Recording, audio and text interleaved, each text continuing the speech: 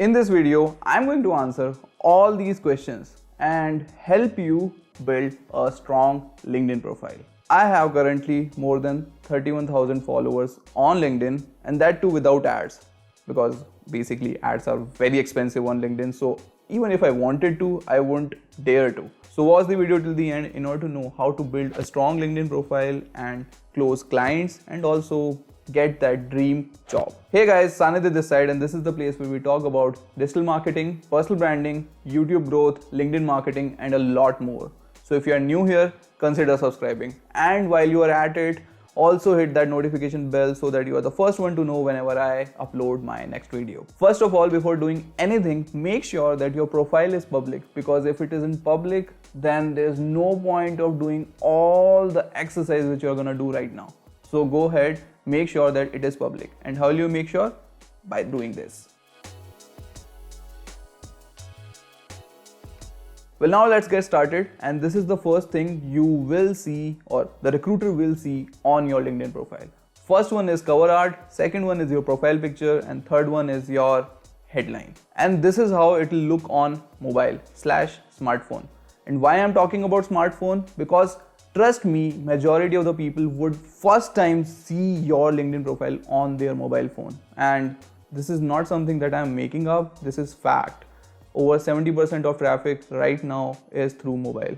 So you have to optimize your LinkedIn profile also for the smartphone, not just for the desktop version. So we will be conducting an exercise which would be applicable for both smartphone as well as your desktop. So let's get started with the cover image first. Now you see this profile picture.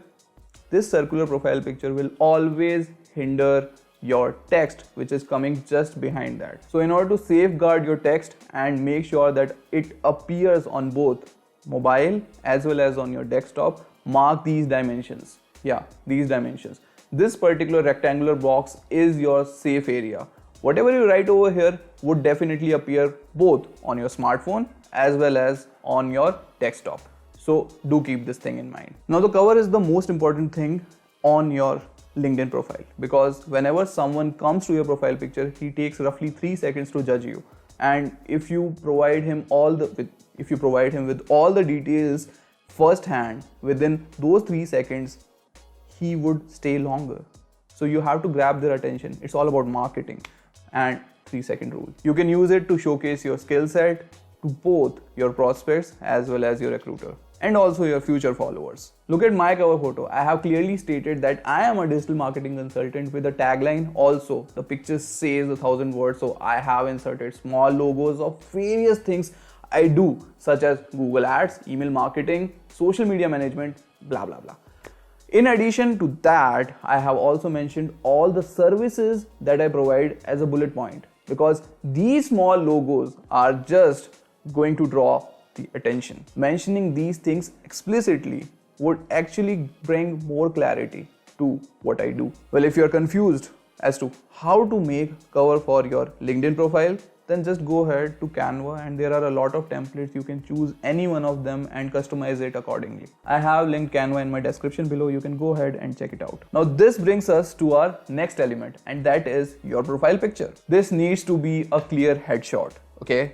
Trust me, a clear headshot. You can't put a group photo and expect recruiters or prospects to contact you. They won't. Just think of it as if it is your logo, and you would definitely want yourself, only yourself, to be in that logo, right? Also look at my profile picture. Having a contrasting background gives an unfair advantage, because people will stop scrolling, and they do. Many of my clients have said that they stopped because of this green background. Well, go ahead, use these bright colors, green, yellow, anything which you want, orange, even black, till the time LinkedIn is not rolling out dark theme. With that, it's time for our third most important thing, that's headline. And it is important for two major reasons. First one is LinkedIn SEO, and second one is for the suggested option, which you can see over here. It's just like suggested video on YouTube. So you have to mention all the things that you want to be searched for over here, because it will improve your discoverability as well as traffic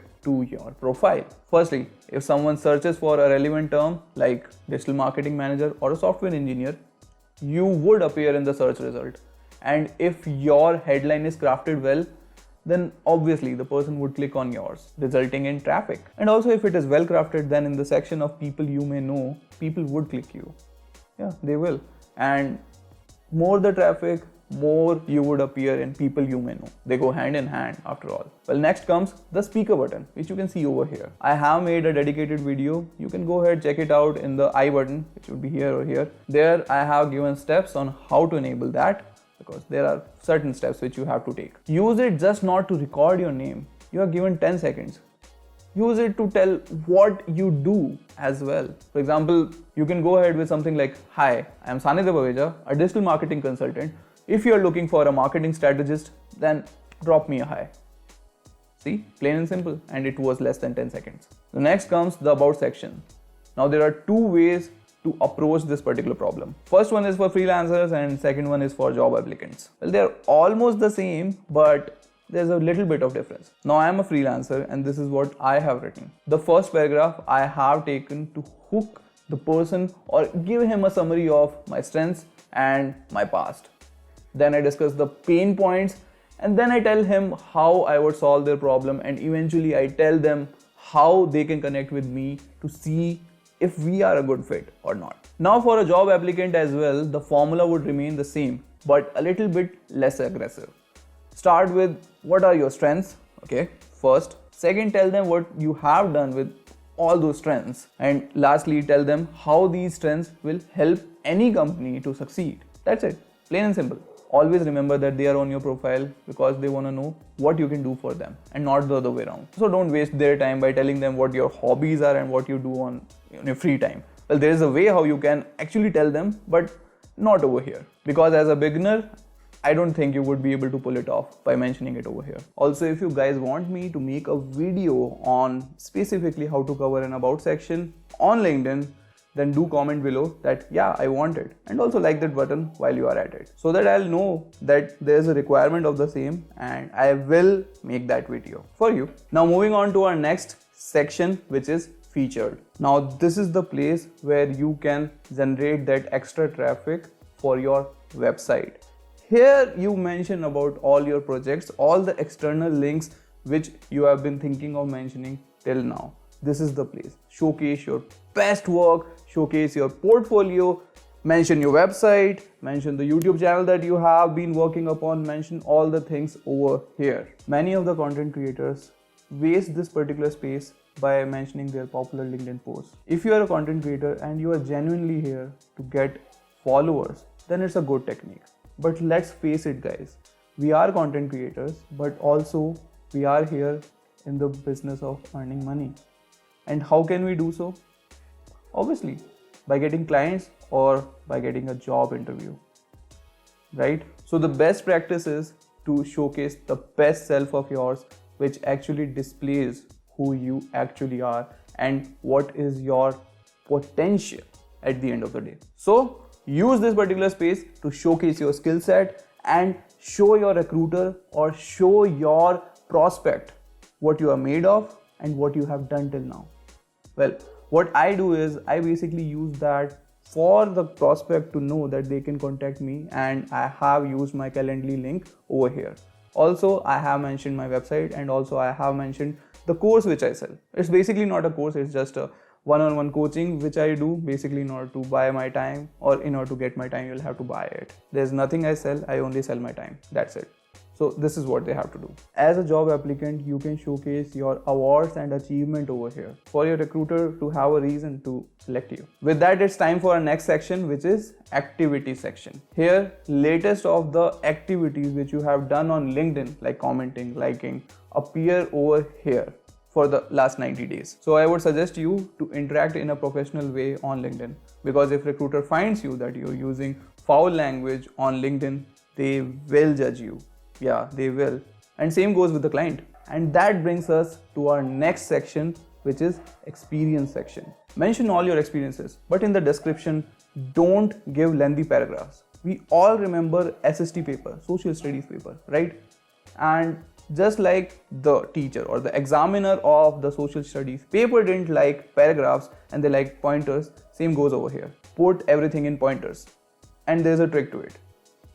in the pointer, begin with what was your role and then end it with how it impacted the company. As you can see in the example, I have done that. Then comes the part of education. Here you can mention where did you go for college and where did you do your schooling from. That's it. And you can see in the example, in the college section, I have written something.